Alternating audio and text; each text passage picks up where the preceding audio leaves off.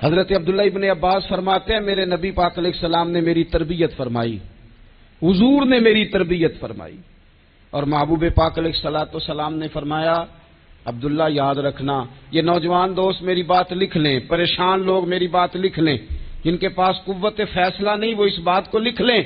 حضرت عبداللہ ابن عباس فرماتے ہیں میرے نبی پاک علیہ السلام نے مجھ سے فرمایا تھا عبداللہ سن، اگر ساری دنیا مل کے تیرا کوئی نفع کرنا چاہے کر نہیں سکتی جب تک میرے رب کی رضا نہ ہو، اور فرمایا ساری دنیا مل کے تیرا کچھ بگاڑنا چاہے تو عبداللہ بگاڑ نہیں سکتی جب تک رب کریم کی حکمت کا تقاضا نہ ہو۔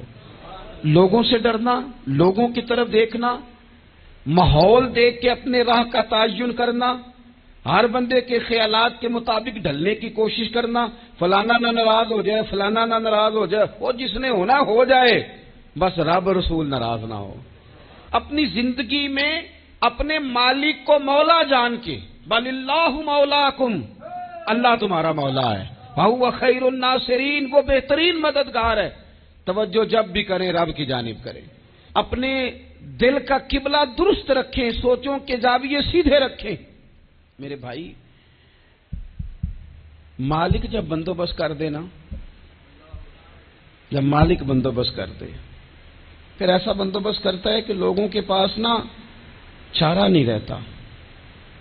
حضرت مریم رضی اللہ تعالی عنہا پاک باز تھی، مسجد میں رہی تھی، پر مالک کی حکمت کے تقاضے بڑے عجیب ہے نا۔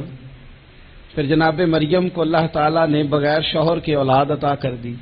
یہ بات ہی ایسی تھی، وہ کسی نے کہا تھا کہ مخلوق تو فنکار ہے اس درجہ کے پل بھر میں سنگے در کعبہ سے بھی اسنام تراشے، تم کون ہو کیا چیز ہے داغے کبابی، لوگوں نے تو مریم پہ بھی الزام تراشے۔ تو لوگوں نے کہا کدھر سے لے آئی بچہ، تیرا باپ تو ایسا نہیں تھا، کہاں سے لے آئی؟ اللہ کرے میں آپ کو سمجھا سکوں، ذرا اپنے آپ کو وہاں کھڑا کریں کہ ایک پاک باز عورت، پاک باپ کی بیٹی، طیب ماں کی بیٹی، اور اللہ کے گھر میں پرورش پانے والی خاتون، ایک وہ وقت اور ایک یہ وقت کہ اس عورت کو کٹہرے میں کھڑا کر کے پوچھا جا رہا ہے کہ معاذ اللہ تیری گود میں بچہ جائز نہیں ہے، کہاں سے لائی ہے؟ اب خود سے صفائیاں بندہ کتنی کو دے، کتنی کو وضاحتیں کرے۔ اور میں نے تو اپنی زندگی میں دیکھا ہے زیادہ وضاحت دینے والے کو بھی لوگ جھوٹا سمجھنے لگ جاتے ہیں، زیادہ وضاحت دینے پر بھی لوگ کمزوری کا اظہار سمجھتے ہیں کہ کمزور پڑ گیا۔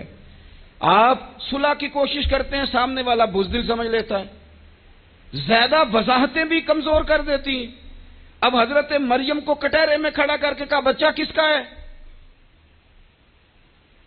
تو پھر خدا بندوبست جب کرے، اللہ جب مددگار ہو، تو پھر حضرت مریم کی گواہی درختوں سے نہیں دلوائی، اس نے پتوں سے نہیں دلوائی، پھر فرشتے نہیں بھیجے۔ حضرت مریم کہنے لگی مجھ سے نہ پوچھو، وہ جو پنگوڑے میں ہے اسی سے پوچھ لو، ان سے پوچھو نا، وہ کون ہے پوچھ لو، ان سے کر لو سوال۔ انہوں نے کہا پنگوڑے میں چند دنوں کا بچہ، یہ جواب دے گا؟ مددگار تھا رب،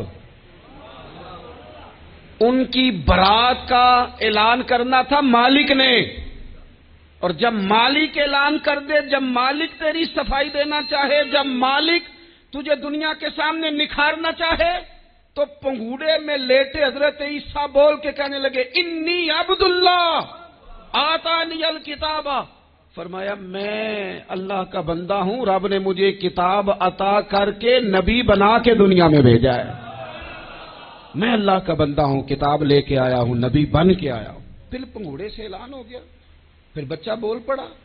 اور یہ ایک دفعہ نہیں بات ہوئی، یہ بنی اسرائیل میں ایک جریج نام کے شخص بھی تھے جو نماز پڑھ رہے تھے، بعض نے لکھا ہے نفل نماز تھی، اماں نے پکارا تو آئے نہیں، تو ماں کے منہ سے نکل گیا تو اتنی دیر تک مرے گا نہیں جب تک کسی بے حیا عورت کا منہ نہ دیکھ لے۔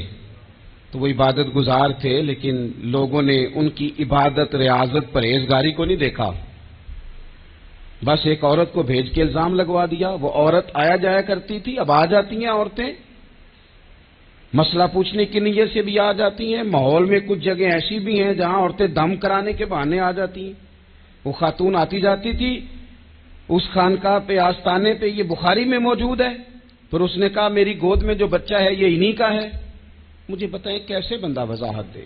حالات خراب ہو گئے، لوگ کٹیا جلانے لگے، ماحول اور طرح کا بن گیا. میرے نبی پاک علیہ الصلوۃ والسلام فرماتے ہیں پھر اس رب کے بندے نے کہا مالک تو کریم ہے، تیری مشیت کا تقاضا آیا جو میری ماں نے جملے بولے تھے، پر اب میں وضاحت دینے کے قابل نہیں رہا، اب تو ہی کرم کرے گا تو دروازہ کھلے گا.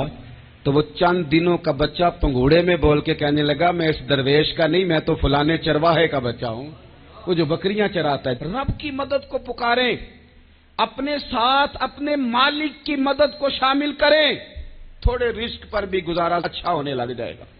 سارے لوگ آپ کو گرانے کی تدبیریں کر رہے ہوں گے اور مالک آپ کو عزتیں عطا فرما دے گا.